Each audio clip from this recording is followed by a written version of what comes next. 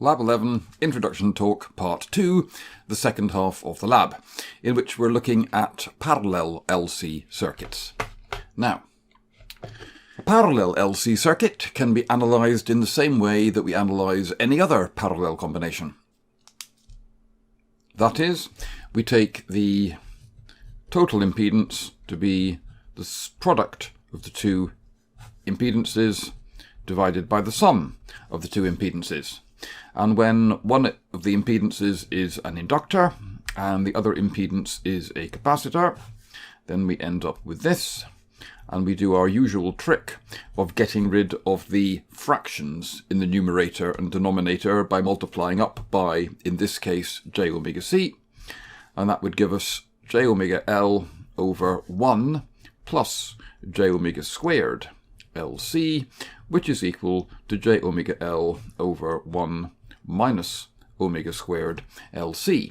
Now, if you remember the formula for the resonant frequency, that was that omega equals 1 over the square root of LC, resonant frequency, which means that omega naught squared LC is equal to 1, which means that this term here would be 0.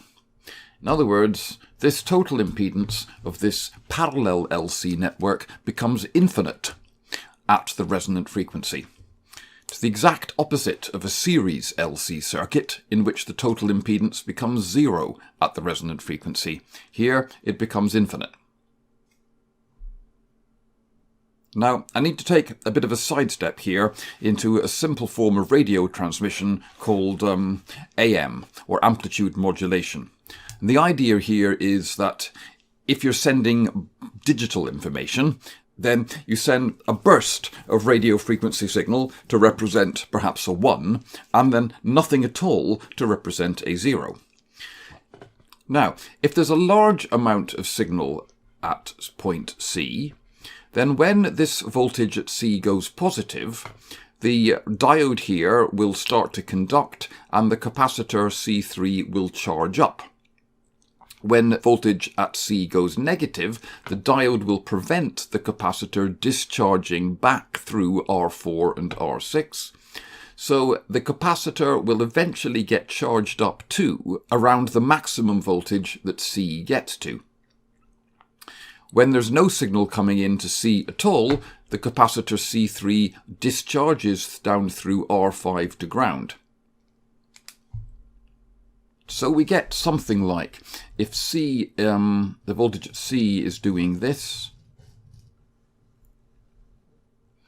then the capacitor would charge up to here, wouldn't be able to discharge because of the diode there, would discharge slowly through R5, but then get charged up by the next positive peak in C, discharge slowly through R5, and so on, until the signal coming in from C disappeared, and then the capacitor would discharge down to ground. So if we have a pattern of signal coming into C, which is something like an oscillation, and then a period of zeros, and then another oscillation, period of zeros, another oscillation, and so on, the output of our demodulator here would do something like going high and then low, back up high again, back low, back up high, and so on.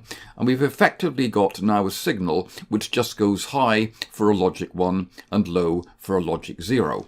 And we can put that into a comparator or a Schmidt trigger input and start using it as a digital input. That's all very well, but if you attach point C to an antenna, it would be picking up this type of radio signal at all frequencies from anybody and everybody who is transmitting radio signals around at the moment. And usually, of course, you don't want that. You would just want to tune your radio so that it only receives one very narrow band of frequencies here and ignores everything else. And this is what you can do if you use a parallel LC circuit. You can effectively use it to tune the radio. You just take this type of LC circuit so that the circuit that you actually build looks like this.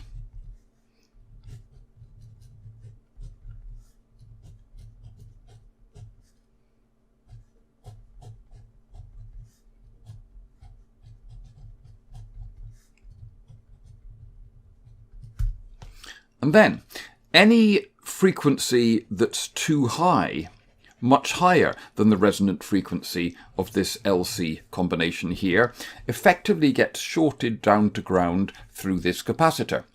Similarly, any frequency that's too low, much lower than the resonant frequency of this LC, gets shorted to ground through this inductor.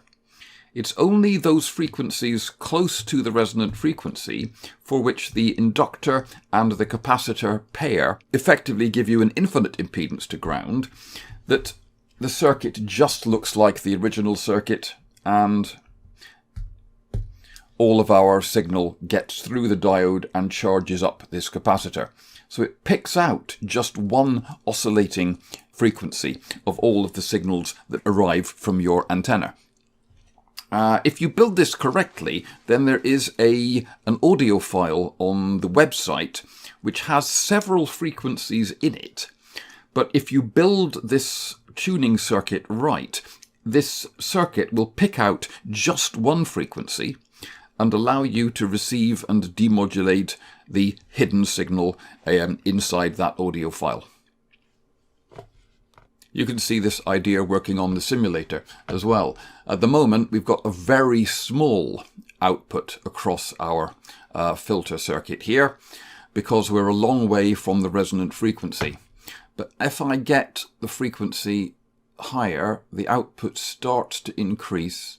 You can see the magnitude of the phasor there, representing the output here, getting larger. But now I've gone too far and it's gone down again. If I tune that there, that's pretty close to the maximum that I can get. And if I get it pretty close to spot on, I can get almost all of that 1 volt appearing at the output of my filter. But I don't have to go very far in frequency for the output to start collapsing down to much lower voltages. At these lower frequencies, most of the signal is going through the inductor down to ground. At these higher frequencies, most of the signal is going down through the capacitor to ground. It's only near the resonant frequency, around there, that the capacitor and the inductor currents cancel each other out and all of the 1 volt appears across the output. If you get that far, very well done. Come and let me know what signal you get out of the hidden audio file.